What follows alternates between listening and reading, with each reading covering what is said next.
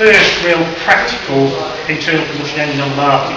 There'd been the Lamar and the Hugen engine, but they weren't really a practical commercial success. These are really the first commercially successful internal combustion engines. They were introduced by Otto and Langen, two German engineers, and they were first shown at an exhibition in Paris. At this exhibition, like today, they do tests to find out best in show. They did some fuel consumption tests, and it was using far less gas than the other engines that were on show there. To such an extent, the judges got a bit uncertain about this, and they started looking under the floor and trying to see if somebody had bypassed their official meters. But they found that wasn't the case, and they gave it a gold medal. So it got a gold medal at this exhibition. And that really did the business a lot of good. Crossley Brothers of Manchester heard about it, and they took up a licence to build them in 1868, 1869. So the one that we saw in our reception area, that was the very first one that Crossley's built.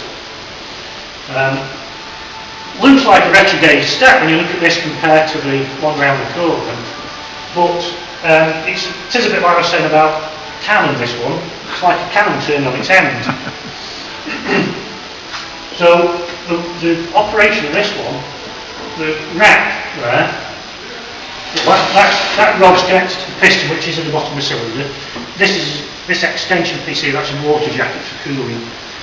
But there's no conrod and crankshaft on this to turn linear motion into rotary motion. To achieve that on this rod has got a toothed rack on the back, and then it engages with a pinion. And inside the pinion is a one-way clutch, a bit like a bicycle freewheel that only operates in one direction. And you'll see why we need that one direction clutch in a moment. So the way in which it operates, that's the induction stroke. So you fill the cylinder with a charge of gas and air, draws it in through this slide valve.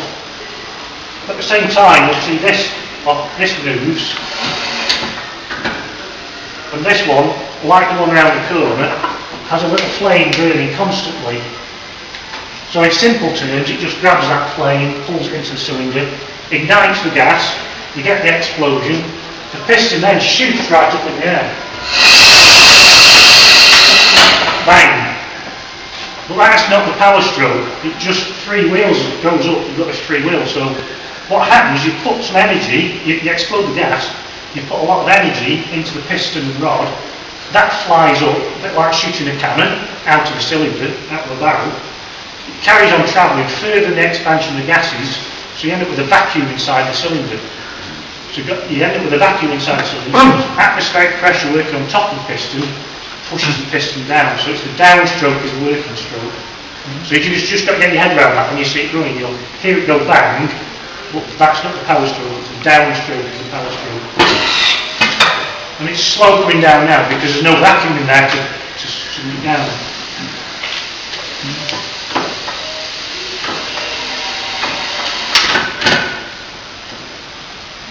So gas, at this time, was still for gas lighting in houses. So gas lighting was getting everywhere really. And then we started introducing gas engines. So somebody got a gas engine next door. This is the gas inlet pipe. So that piston sucks in a charge of gas. Your next door neighbour's lights go down. So we're getting complaints from neighbours of lights going up and down. So they had to introduce some sort of means to stop that. And this has got, it's like a gas holder. Yeah, so you've got water, and that will just stop the fluctuation of the gas in the mains. That was the first version. Now we've actually got this one, the sort of the second version of these gas pants. So you've got a rubber diaphragm on there. It just stops that fluctuation of the gas main. It's an anti-fluctuating device, or something to stop your neighbours complaining. This engine was used down at Bristol Docks. This is driving its original winch. And this would have actually been probably on top of the warehouse.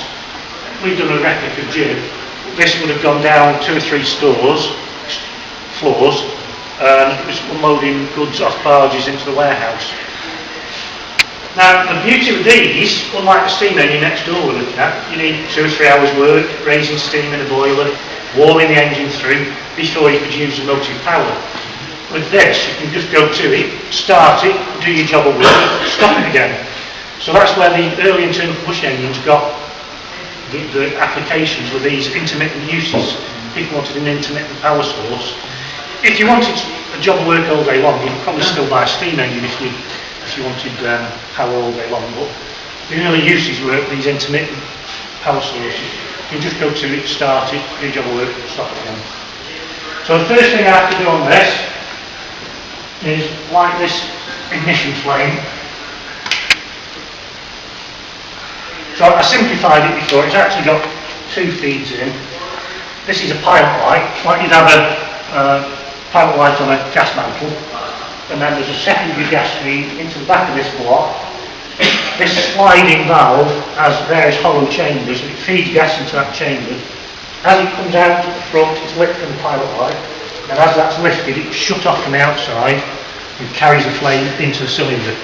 So that's carrier flame ignition. So I have to start this spinning and then turn the gas on. Sometimes it varies quite considerably in atmospheric conditions, but sometimes it will go off with it will shoot right out of the cylinder. Not out, but sometimes frightens people to death, but then it usually settles down. I don't know what it's going to start like today.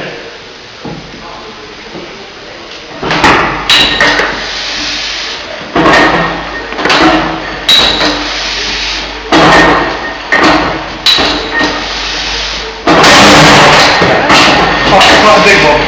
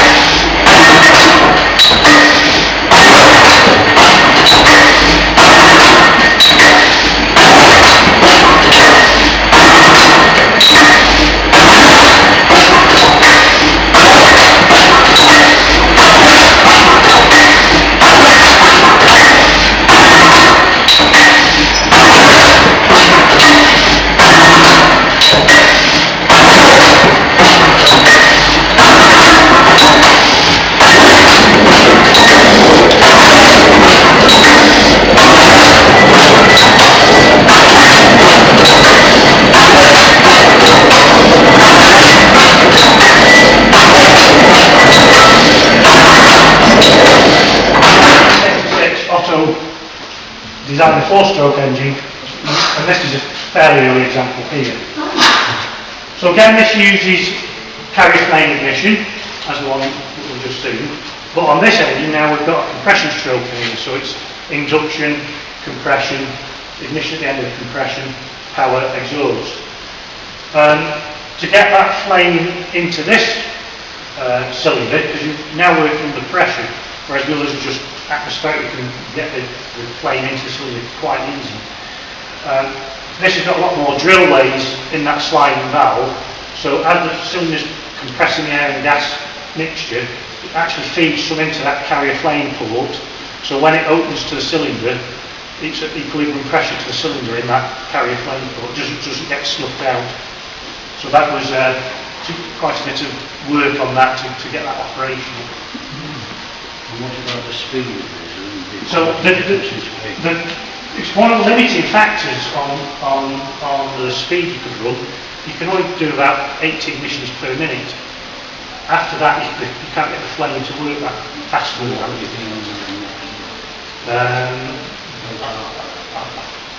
No, you can get about the same ignition. I'm not sure what the speed of that will be actually. But the other limiting factor you can't increase cylinder pressures because the valve is only held on with seat on springs. So if you try increasing cylinder pressures, you blow the valve at the seat. So they were some of the limiting factors on what the horsepower you can produce. And that's, like I say, that's part of the story we're trying to tell about how engineering changed and ideas, and we learnt more and more as time went on, so we could make improvements. Now, Crossley Brothers took up the licence again to build these, and there was a patent that lasted through to 1890, so nobody could build these engines to a 4-stroke cycle. It was recognised to be the best cycle to operate engines on. They managed to break the patents on the continent. They found some obscure thesis or a write-up that explain the four-stroke cycle. So they managed to break the patent on the continent. It was upheld in this country. It was Crossley's and Otto took several companies to court about trying to stop them running engines working on their cycle. So everybody saw that Crossley brothers were making quite a lot of money, and everybody wanted to get in on the act. So you get other manufacturers coming along trying to make an engine to try and get a piece of this gas engine market. We've got two examples here. We've got this one's an Atkinson cycle engine, and we've also got a Griffin 6-cycle engine. I think 6-cycle, it's just after the exhaust stroke, it draws in a charge of clean air and exhausts it again. So you're scavenging the cylinder more. But they managed to get around the patents by doing that. I mean, it was a much inferior engine to this because you've got 6 or 5 dead strokes. So it was a less economical engine. But the other engine was this. This was a chap called Atkinson. He came up with a couple of designs. One was called a differential engine, where 2 pistons work opposite each other. And then this is a cycle engine. It's got a few unusual features with this. The connecting rod from the piston doesn't connect straight to the crankshaft. There's an extra little lever mechanism in there. It does 2 things. You end up with getting 4 strokes of the piston to 1 revolution of the crankshaft. The piston's all the way out there. If we go quarter of a turn, the piston's gone all the way in. It's all the way out again there. All the way in, all the way out. So you get 4 strokes of the piston to 1 revolution of the flywheel, which is quite unusual. But the other thing with it, because of the geometry of the linkage, how it's set, it's not centred to the centre line of the piston. So as it goes up or down, you get a differential stroke length. So the stroke lengths are different on each of the strokes. And his idea was to try and, in simple terms, he was getting a longer burn stroke. The power stroke is a longer stroke. So he's trying to get more energy out of the fuel by getting a longer burn stroke. Theoretically, thermodynamically, it was more efficient than the 4-stroke, but because of all the mechanical linkage, it ends up less efficient. So it wasn't as efficient as the 4-stroke. But the idea was good, and today the Toyota Prius, the hybrid car, that uses an engine working on the Atkinson cycle. If you look on the internet and that, and look, it's actually, they actually say it's an Atkinson cycle engine.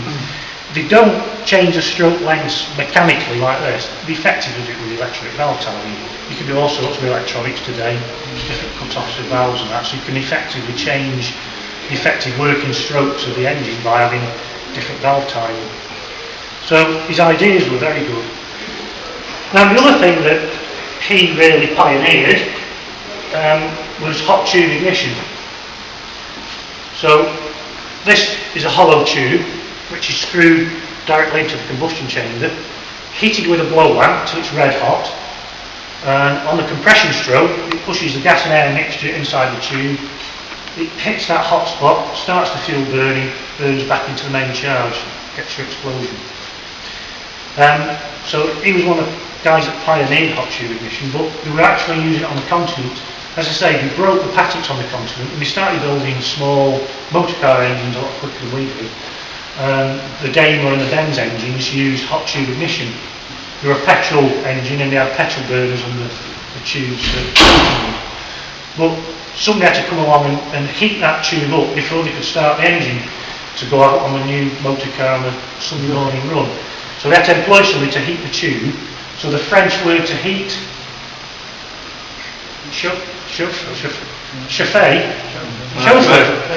the actual word comes from the heater of the tube. The chauffeur is the heater of the tube. They've employed him to heat the tube and start the engine, so they're not really employing to drive it. But it comes from that, the heater of the tube. Firemen on locomotives in France are often referred to as chauffeurs. So it's interesting how things come into the language from various areas you wouldn't think of. So it was quite a clever chap, this. The beauty with tube ignition, you do away with all that complicated slide mechanism, you can increase the cylinder pressures and you can increase the amount of ignitions per minute you get. So it did away with quite a few of the problems that they had with slide valves. He was so well thought of that eventually he became Crossley's chief engineer. And we've recently discovered from the Crossley's early wage books in 1889, around that period, they were paying him £600 a year as their chief engineer. So he was on quite a good wage. So he was quite a well thought of guy, was Atkinson. He was Lancashire lad. His family came from an iron foundry company. So I'm going to start this one. The first thing I have to do is do my show for a bit. That's ignition.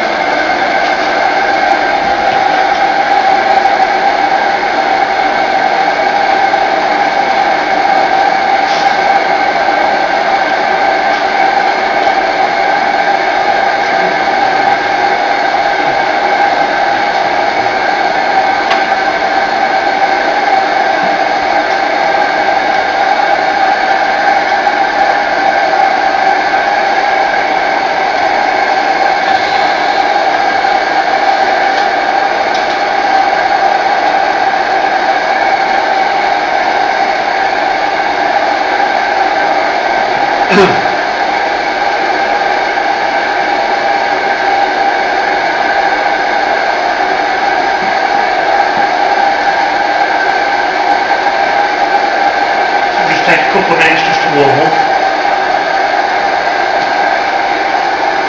So this has to be on all the time. Some people get confused with paraffin engines where you can heat them with a blow lamp, and then once they're running they retain the heat in the hot bulb. But these you have to keep the hot tube on all the time.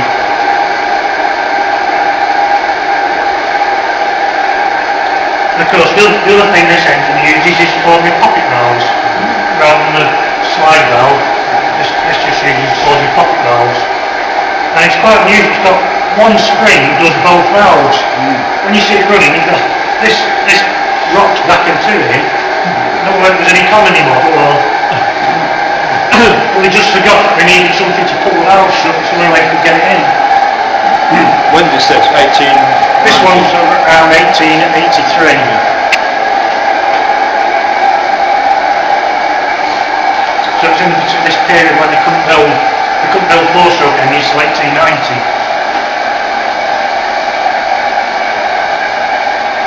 That's probably just about hot enough.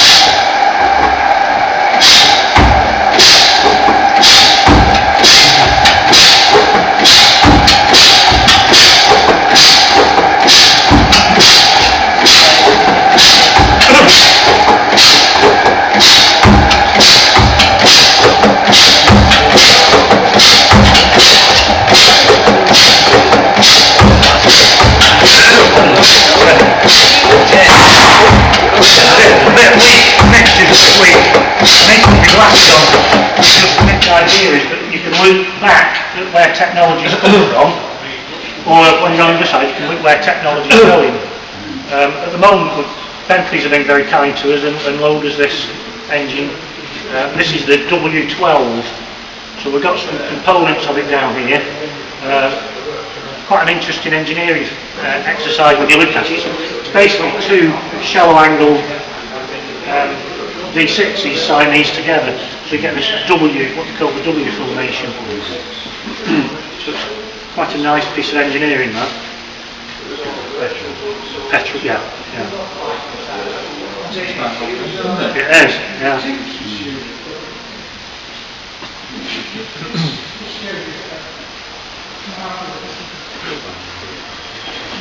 No